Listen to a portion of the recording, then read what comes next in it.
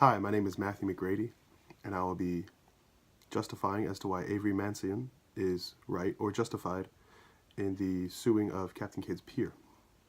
First, I would like to remind everyone the type of person Avery is. The opening statement in her testimony, she says she's usually a very careful person, which is correct. She then begins to talk about things she appreciates or things she likes to do, which is, of course, painting. She says she likes painting and art because you're mostly using your hands or your arms, or mostly just your thoughts and creating whatever it is that you would like to create. She then begins to talk about the full ride scholarship she has to Rutgers, New Brunswick through art. She was accepted into their painting and drawing program off of her skills, not based off of her grades. So overall, she appreciates art and she would consider herself a very careful person. This being said, brings me into the rest of her testimony, in which she talks about what happened the day of August 19th, 2017, when she visited Captain Kidd's Pier. First, she begins to talk about how her and her friend began to play some games, and they got bored of that, so they were ready for something else. Immediately after that game, her friend Aiden dared her to go on the hurricane ride.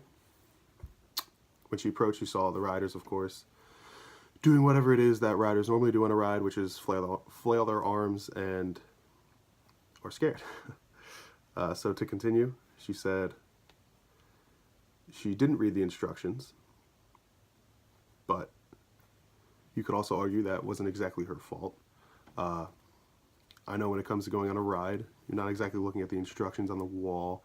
You're more or less looking at the ride, the people around you. So, not reading the instructions, is that her fault? Sort of, but then again, the instructions weren't posted very well all over the place, as the mechanic says later in his statement that the juveniles like to post pictures and cause ruckus around the park, and the mechanic specifically said there were pictures of him posted everywhere. He said he doesn't really remember them posting over the seatbelt rules and laws and things like that, but it could be a possibility. And he also said the amusement park lacks funds, so they could potentially not have enough postage of signs. But I digress. To continue, she said she's never been on that ride and didn't even know that there was a lap belt supposed to be clicked on. And she said she sat down, she must have sat on top of it. She also talks about how there was a huge guy in front of her and behind her. Granted that Avery is not the biggest person. This is, of course, a problem when it comes to checking security and safety of all the riders for the ride attendants. Coincidentally enough, the ride attendants have to dress like pirates. That's okay, but I mean, they also have to wear eye patches. So there's one person with one eye trying to see all these riders. Definitely going to be a problem. Like I said before, she said she could have possibly sat on the seatbelt, not noticed it. You could argue that's kind of impossible. I know me personally, whenever I sit down on a seat, you're going to look at the seat first before you sit down. So,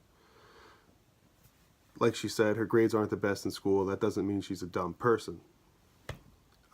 Anybody knows to put a seatbelt on, and she specifically says, I always wear a seatbelt in the car. So, here, we could argue that possibly the seatbelt was missing. In the article, or the testimonies rather, the mechanic talks about actually how the manager is a cheap person. And he's also trying to grow the park. He said the park was very run down. Potentially there could be no seatbelt there at all. I see it very difficult that somebody could actually sit down and not see a seatbelt on a seat.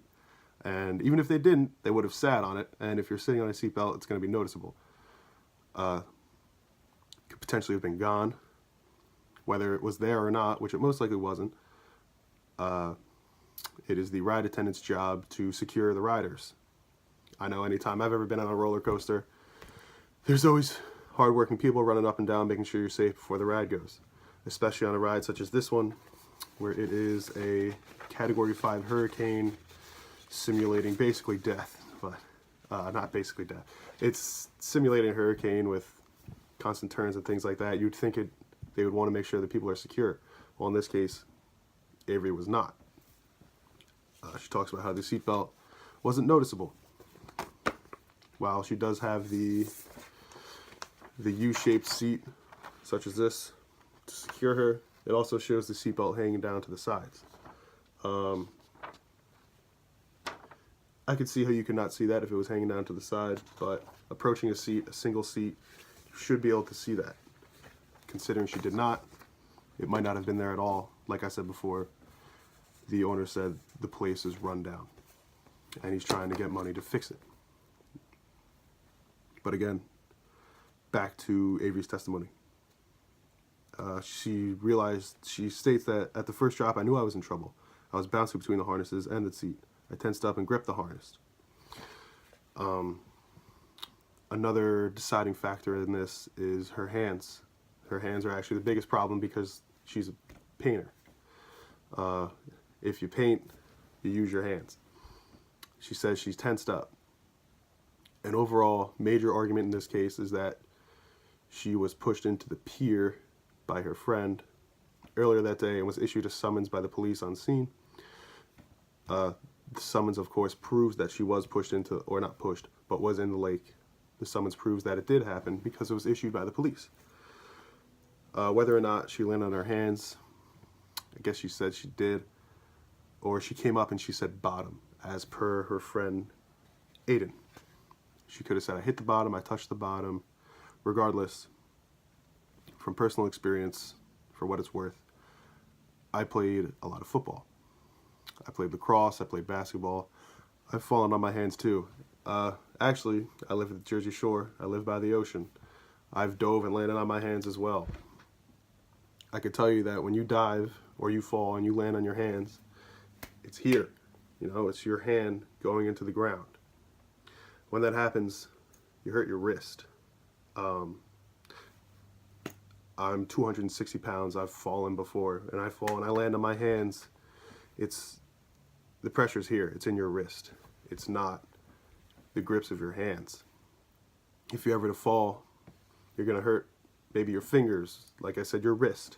It's not going to affect the grips of your hands. But in Avery's case, when she's on the roller coaster, she said she was gripping onto the U-shape bar with her hands, getting moved around. I could most certainly see you gripping for basically your life onto a bar. As you see, I open my hands here, it kind of hurt my hands. It's going to affect your hands. It's going to affect the tendons, things in there. And the last doctor that speaks in the testimony, Dr. Bones, Seymour Bones, he said, jolting in a roller coaster is not sufficient enough to hurt your hands.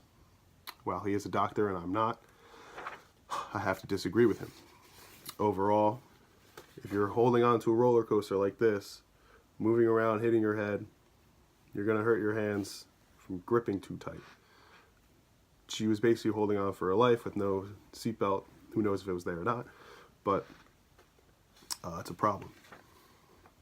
So continuing with her hands, she fell into the pier in the morning, continued to play skee ball. I want to say Aiden said later that in line she was on her phone. And if you're holding a phone, I'll use this as an example, your hands are closed like this. Statements say that when she has her hands closed for a long period of time, her hands tense up, she loses feelings, thus not being able to use a paintbrush or do other things. If you're holding your phone in line for a long period of time, your hands are going to tense up. If they were injured, at the time, they were not injured. Diving into the lake or falling, well no, she dove into the lake. Diving into the lake and hitting your hands in the bottom in a deep lake isn't going to hurt your hands. It's not. If you're playing skee ball, a skee ball is rather heavy. I don't know how much it weighs. If you're rolling a skee ball, throwing rings on bottles like they said they were doing, your hands are going to start to lose feeling, or at least today they would, because her hands are injured. But our defendants are trying to claim that the dive into the water, is not what caused, or is what caused the injury. I am saying that it is not what caused the injury. Had that injury be caused because of the water, the things like skee ball and tossing rings and holding her phone in line before getting on the ride, she would have noticed a difference. Like she says, she's usually a very careful person. Granted, she doesn't play sports, most likely hasn't experienced too tough of injuries before. I feel she would most likely notice this pain after diving into the lake. So to continue here, another matter I'd like to touch on is the loss of loss of life, happiness, overall ability to do day-to-day things. Avery was 18 at the time, and losing ability of use of your hands is devastating. Regardless if you're a painter, a construction worker, whatever it is that you do, after the age of 18, you're going to need to use your hands for the rest of your life. And Avery has lost that ability.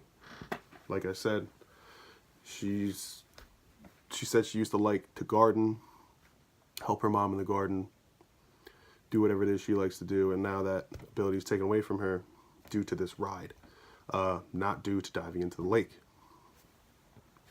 She says an MRI from her real doctor showed she had herniated discs and vertebrae.